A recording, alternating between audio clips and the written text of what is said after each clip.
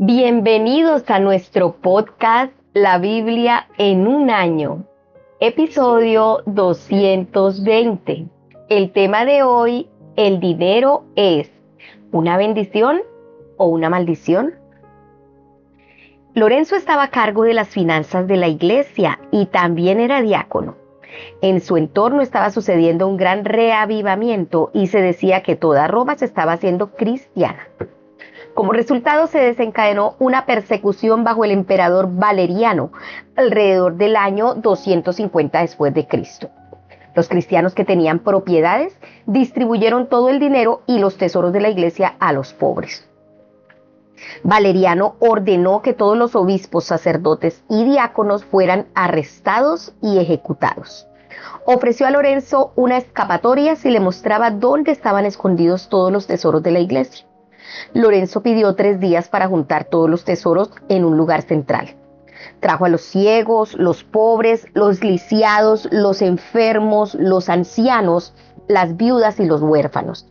Cuando Valeriano llegó, Lorenzo abrió de par en par las puertas y dijo: estos son los tesoros de la iglesia.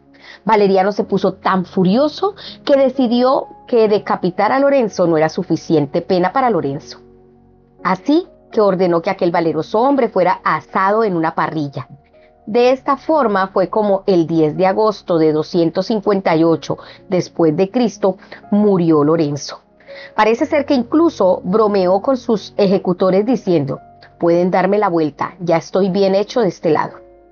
Su valentía impresionó tanto que el reavivamiento en Roma se incrementó y mucha gente se hizo cristiana, incluyendo a varios senadores que fueron testigos de su ejecución. San Lorenzo tenía una comprensión profunda del mensaje de Jesús. Sabía que los pobres eran los verdaderos tesoros de la iglesia. ¿Cuál debería ser nuestra actitud hacia los pobres? ¿Cuál acerca de los ricos? ¿La pobreza es una bendición o una maldición? ¿Las riquezas son una bendición o una maldición? ¿El evangelio promete prosperidad? Bueno, hay todas esas preguntas y vamos a responderlas a lo largo del estudio de este devocional del día de hoy. Entonces, para la primera lectura tengo a mi amado esposo como invitado. Los dejo con él. Bueno, qué bendición poder participar siempre de este podcast, La Biblia en un año, que es una gran bendición. Bueno, quiero invitarles entonces para que vayamos a Proverbios capítulo 19. Vamos a leer desde el versículo 13 hasta el 22.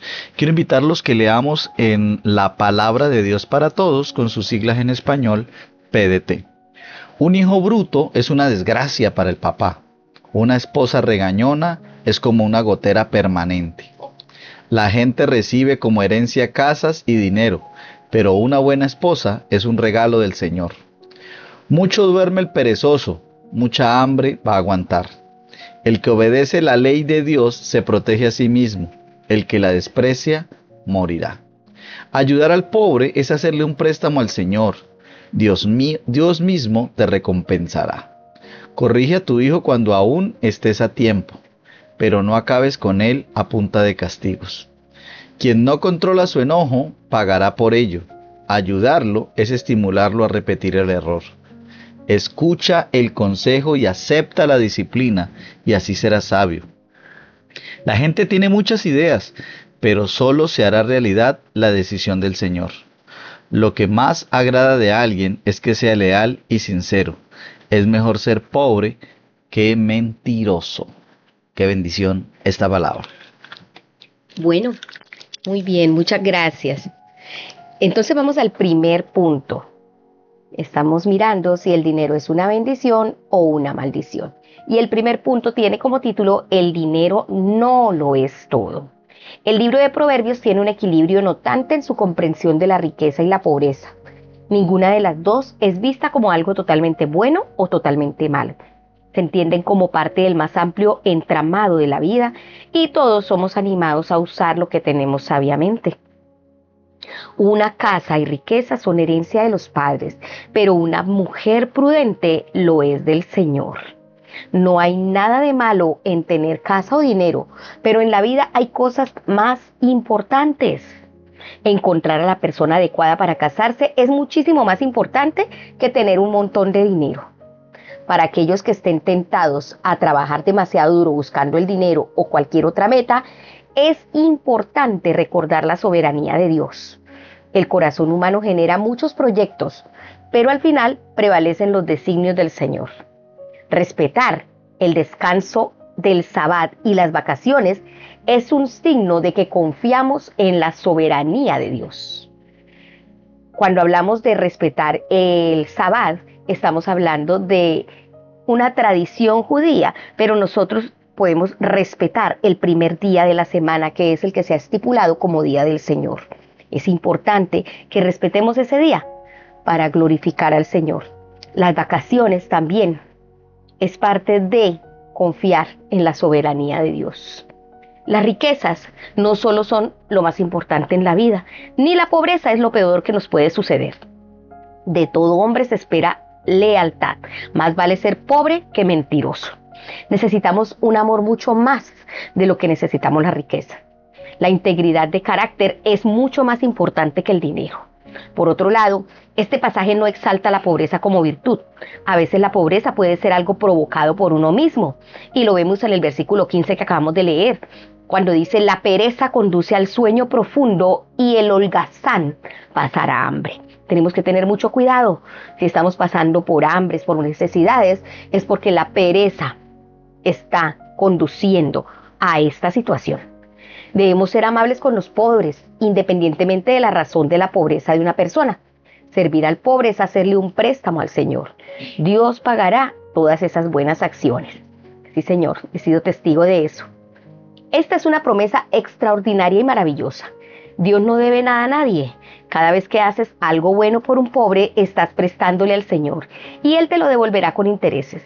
Con frecuencia vemos unas bendiciones extraordinarias en la vida de aquellos que se dedican al ministerio con los pobres, los desamparados y los que están en prisión. Bueno, qué bueno que podamos tomar todos estos consejos que nos da el libro de Proverbios y hacerlos parte de nuestra vida cotidiana. Vamos a orar. Amado Señor, te confío mis finanzas y mi futuro. Ayúdame a vivir una vida de generosidad con todos, especialmente con los pobres. He entendido por tu palabra que el dinero no es lo más importante, sino que hay cosas mucho más importantes las cuales debo perseguir. Ayúdame, Señor, a vivir confiando completamente en ti. Dígale al Señor si usted tiene dificultad para descansar, el día de descanso, y dedicárselo al Señor, porque piensa de pronto que ese día le va a hacer falta para completar el dinero que necesita. Dígale al Señor que le ayude a comprender esta verdad de la palabra, porque la confianza en el Señor es lo que te va a proveer cada una de tus necesidades y no lo mucho que trabajes. Recordemos que el Señor nos dejó un día para que pudiéramos descansar. Señor, ayúdanos a tener esa confianza puesta en ti, para descansar siempre en ti y saber que tú eres nuestro proveedor. En el nombre de Cristo Jesús. Amén. Así es, qué bendición poder aprender de lo que el Señor plasma en su palabra, o ha plasmado en su palabra, y que podamos nosotros ser esas personas obedientes a su voz. Bueno, quiero invitarlos ahora para que vamos a leer la primera carta a los Corintios. Vamos a leer todo el capítulo 4. Continuamos con la palabra de Dios para todos. Recuerden que sus siglas en español son PDT. Apóstoles de Cristo. Así que la gente debe vernos simplemente como siervos de Cristo, como aquellos en quienes Dios ha confiado para enseñar su plan secreto. Además, una persona en la que alguien ha confiado debe mostrar que es digna de esa confianza. Me tiene sin cuidado que me juzguen ustedes o un tribunal humano. Ni siquiera yo mismo me juzgo. Hasta donde yo sé, no he hecho nada malo, pero no por eso soy inocente. El Señor es quien me juzga. Por eso los aconsejo que no juzguen antes de tiempo. Esperen a que el Señor venga. Él iluminará todo lo que está en la oscuridad y descubrirá las intenciones del corazón. En ese momento, Dios dará a cada uno la alabanza que se merezca. Hermanos, para su beneficio les pongo como ejemplo de todo esto a Apolos y a mí mismo. Lo hago para que con nuestro ejemplo ustedes aprendan lo que significa: copien exactamente el patrón que les ha dado. Aprendan a seguir esta regla al seguir nuestro ejemplo. Entonces no se jactarán acerca de ninguno de nosotros, ni dirán que uno es mejor que otro. ¿Quién ha dicho que tú eres mejor que los demás? Todo lo que tienes, Dios te lo ha dado. Entonces, ¿por qué presumes como si lo hubieras conseguido tú mismo? Ustedes se creen que ya tienen todo lo que necesitan, que ya se han vuelto muy ricos y que gobiernan como reyes sin nuestra ayuda. Qué bueno sería si en verdad fueran reyes para que pudiéramos gobernar con ustedes. Pues me parece que a nosotros, los apóstoles, Dios nos ha dado el último lugar, como si estuviéramos condenados a morir frente a todos. Parece como si fuéramos un espectáculo para todo el mundo, tanto para los ángeles como para los humanos. Por la causa de Cristo nosotros nos hemos convertido en tontos, mientras que para ustedes seguir a Cristo significa que son sabios. Nosotros somos débiles, pero ustedes creen que son fuertes. A ustedes los honran y a nosotros nos desprecian. Incluso ahora tenemos hambre y sed, nos hace falta ropa, la gente nos maltrata y no tenemos un hogar. Tenemos que trabajar mucho para vivir. Cuando nos maltratan con palabras, hablamos bien de ellos. Cuando nos persiguen, los soportamos. Cuando dicen algo malo de nosotros, les hablamos amablemente. Hasta hoy nos tratan como la basura del mundo, como los desechos de todos. No les escribo esto para avergonzarlos, sino para darles consejos como a hijos míos queridos. En su vida con Cristo podrían tener miles de tutores, pero no más de un padre. Me convertí en su padre cuando les anuncié la buena noticia de salvación, y ustedes formaron parte de Cristo. Por eso les suplico que sigan mi ejemplo, y también eso les he mandado a Timoteo.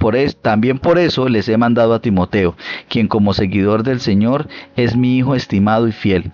Él les ayudará a recordar mi manera de vivir como seguidor de Cristo.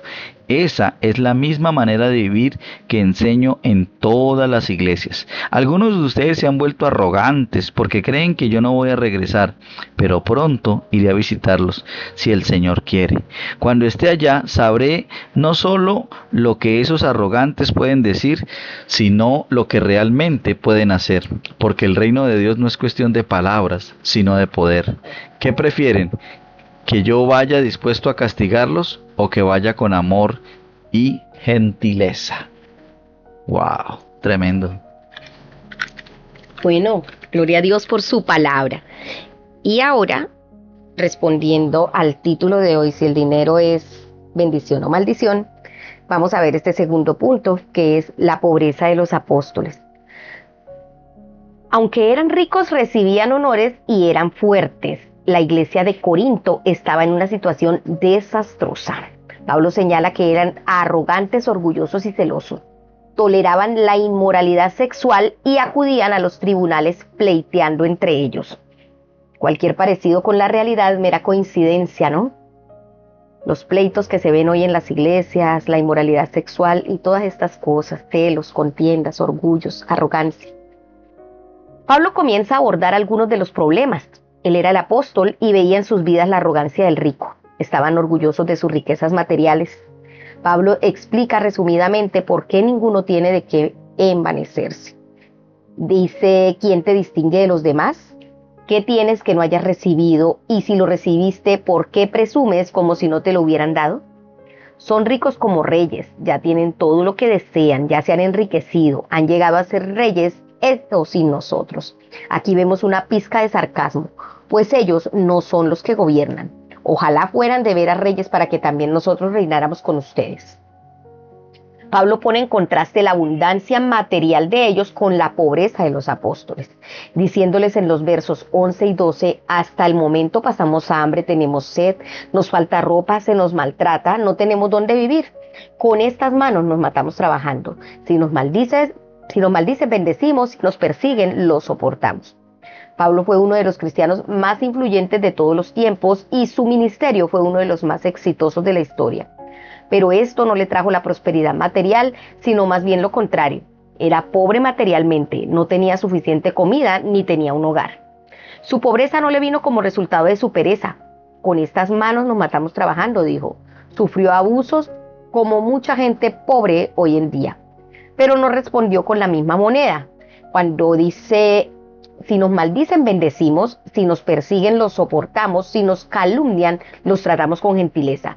se nos considera la escoria de la tierra, la basura del mundo, y así hasta el día de hoy. Mire la bendición de esta palabra que debemos nosotros replicar, porque está diciendo, si nos maldicen, bendecimos. Si nos persiguen, los soportamos, y si nos calumnian, los tratamos con gentileza. ¿Cómo nos comportamos nosotros en esa situación? En algunas de esas situaciones, de pronto has estado cuando alguien te maldice, o de pronto has estado involucrado en alguna calumnia que hicieron contra ti, ¿sí? O de pronto te han perseguido. Mira, esa es la forma como debemos responder. Pablo escribe con gran amor, no para avergonzar, sino para advertirles, pues los ve como un padre mira a sus propios hijos. En los versos 14 y 15 él dice, no les escribo esto para avergonzarlos, sino para amonestarlos como a hijos míos amados. De hecho, aunque tuvieran ustedes miles de tutores en Cristo, padres sí que no tienen muchos. Pablo tenía un corazón de padre, amable, amoroso, delicado y dispuesto a enseñar y a perseverar, que nunca abandonaba a las personas. Esta debe ser la actitud de un pastor. Todos los padres humanos están lejos de ser perfectos, pero eres amado y alimentado por un Padre Celestial y puedes buscar ser padre para otros basándose en este modelo celestial. Bueno, vamos a orar. Señor, quiero darte gracias. Gracias, amado Dios, porque he recibido mucho más por medio de Jesús que cualquier cosa que este mundo me pueda ofrecer. Oro para estar dispuesto a ser un loco por Cristo. Ayúdame a imitar el ejemplo de Pablo. Ayúdame, Señor, a imitar estas verdades de tu palabra. Te pido, por favor, que si en algún momento me maldicen, yo pueda bendecir. Que si me persiguen, yo pueda soportar. Que si me calumnian, pueda tratar con gentileza a las personas. Señor, entendiendo que si sufrimos abusos, en medio de ellos podemos glorificar tu nombre, podemos darte gloria y dar testimonio de ti en medio de cualquier circunstancia. Te pedimos que podamos comportarnos a la altura de hijos tuyos. En el nombre de Jesús, amén. Bueno, qué bendición poder compartir con ustedes la lectura que voy a realizar. Por eso quiero invitarles para que vayamos al primer libro de Crónicas, capítulo 26. Vamos a leer desde el versículo 20 hasta el 32, o sea, ahí finaliza primer libro de Crónicas 26 y luego leeremos primero de Crónicas 27. Recordemos que continuamos en la PDT. Tesoreros y otros funcionarios. Los otros levitas estaban encargados de cuidar los tesoros del templo de Dios, las ofrendas y objetos sagrados. Ladán era de la familia de Gersón y Jehiel era uno de los jefes de la familia de Ladán. Los hijos de Jehiel eran Setán y Joel. Ellos estaban encargados de los tesoros del templo del Señor. También había encargados de las familias de Amirán, de Izar, de Hebrón y de Uziel. Moisés fue el papá de Gersón y Gersón el de Seuel. Seuel era el jefe de los funcionarios encargados de los tesoros del templo. Sus parientes en línea directa por parte de Eliezer fueron Rehabías, Isaías, Jorán, Sicri y Selomit. Selomit y sus familiares eran responsables de todo lo que David había recogido para el templo. Los jefes de familia, los comandantes de más de 1000 hombres y de más de 100 hombres y otros comandantes del ejército también dieron cosas para el templo. Ellos sacaban esos regalos de los botines que conseguían en sus guerras. Esos regalos eran para hacerle mantenimiento al templo del Señor. Selomit y sus parientes cuidaban todos los tesoros que habían consagrado al vidente Samuel. Saúl, hijo de Quis, Abner, hijo de Ner, y Joab, hijo de Sarbia. De los descendientes de Izar estaban Kenanías y sus hijos. Ellos estaban encargados de los asuntos de fuera del templo como funcionarios y jueces de Israel. De la familia de Hebrón estaban Hasabías y sus familiares. Eran un total de 1700 hombres muy hábiles. Ellos estaban encargados de supervisar a Israel en el trabajo del Señor y el servicio del rey al occidente del río Jordán. Jerías era el jefe de los descendientes de Hebrón, tal como aparece en los registros de familia. En el año 40 del gobierno de David se hizo una investigación en los registros de familia y se encontró que habían muchos hombres muy hábiles en Jazer de Galaad. Jerías tenía 2700 parientes que eran hombres muy capaces y jefes de familias. El rey David los nombró a ellos como jefes de las familias de Rubén, de Gad, y de la media tribu de Manasés. Eran 2.700 hombres que quedaron encargados de todos los asuntos de Dios y del rey. Bueno, ahora vamos al capítulo 27 del primer libro de Crónicas. Las divisiones militares de David. Esta es la lista de los israelitas que eran jefes de familia, comandantes de 1,000 y de 100 hombres, y oficiales que estaban al servicio del rey en los asuntos relacionados con las divisiones militares. Cada división tenía 24,000 hombres y prestaban servicio al rey en turnos mensuales durante todo el año. Yasobeán, hijo de Zabdiel, estaba encargado de la primera división de 24,000 hombres durante el primer mes. Él era descendiente de Fares y era comandante en jefe de todos los oficiales del ejército que hacían su turno el primer mes. Dodai, descendiente de Ahó, era el encargado de la división de 24,000 hombres que prestaba servicio durante el segundo mes. Miclot era el comandante en jefe de esta división. Benaías, hijo del sumo sacerdote Joiadá, era el jefe de la tercera división de 24,000 hombres que hacía su turno el tercer mes. Benaías era uno de los guerreros y jefe del grupo de los 30. Su hijo Amisadab mandaba esta división. Asael, hermano de Joab, era el comandante de la división de 24,000 hombres que hacía su turno el cuarto mes. Lo sucedió su hijo Zebadías. Samud, descendiente de Isra, era el comandante de la división de 24,000 hombres que hacía su turno el quinto mes.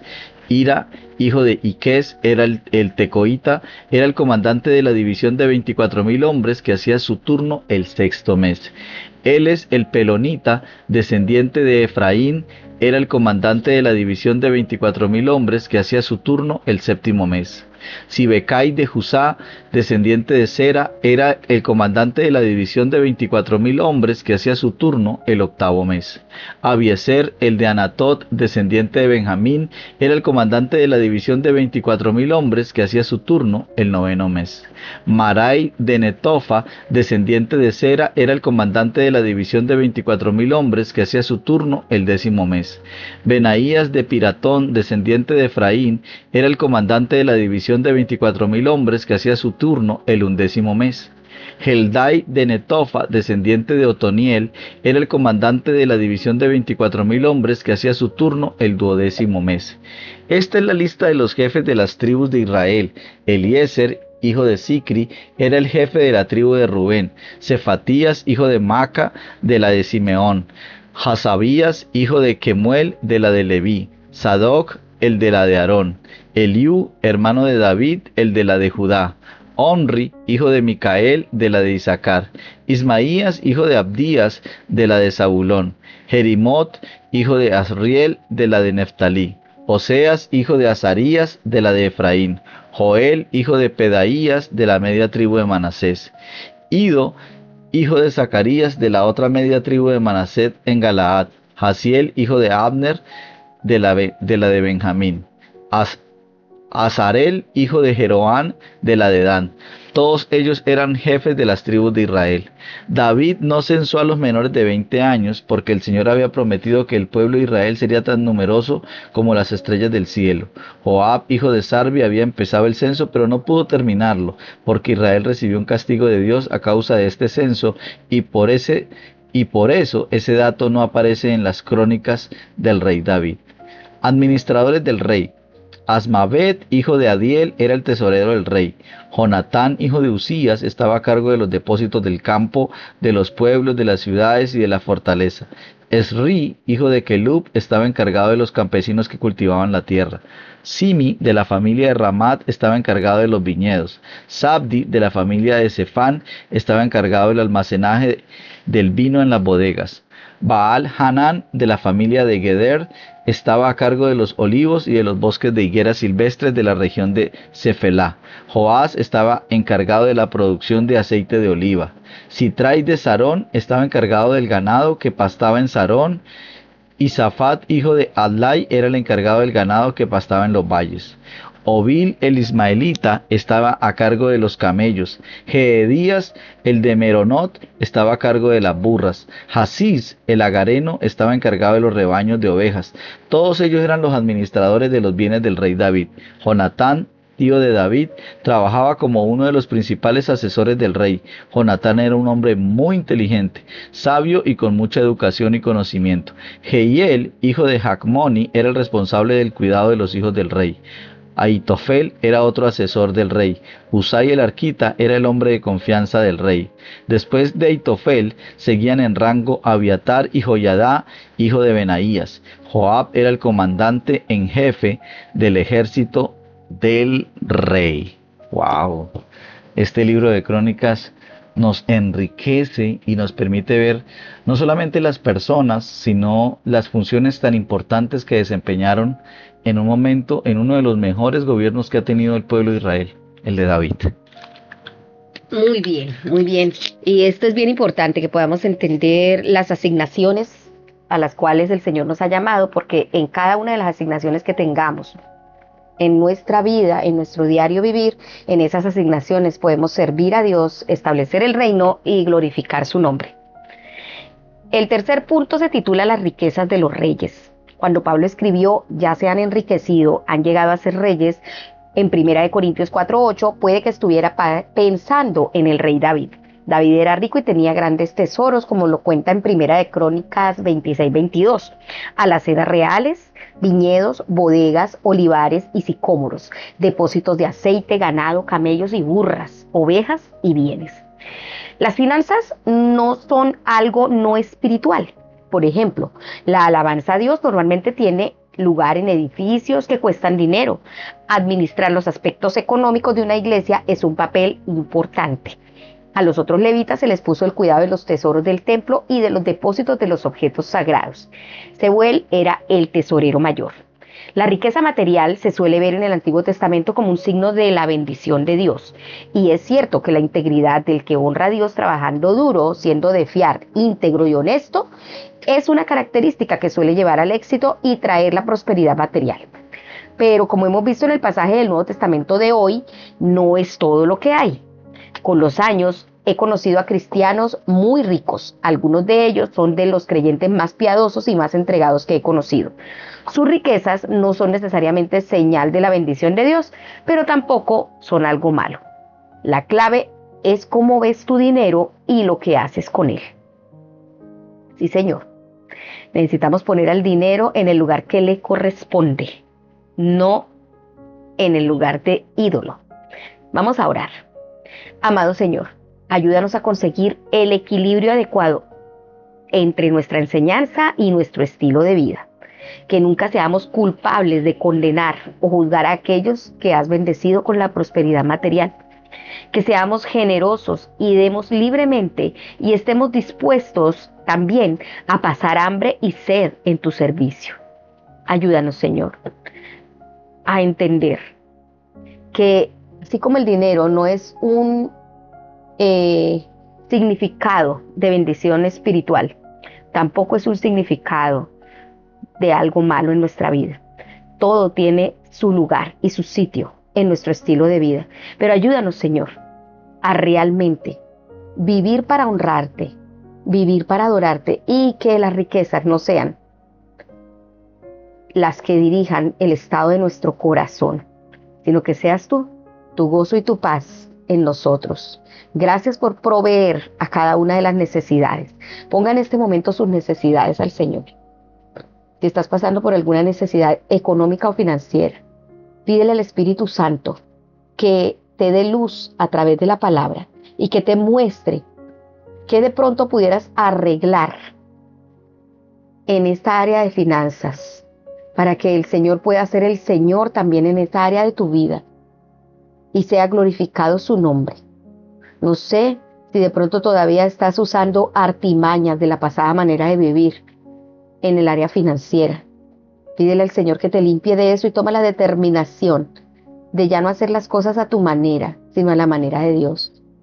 El Señor nos invita y nos pide y nos exige actuar de la manera correcta, porque ya no pertenecemos a este mundo.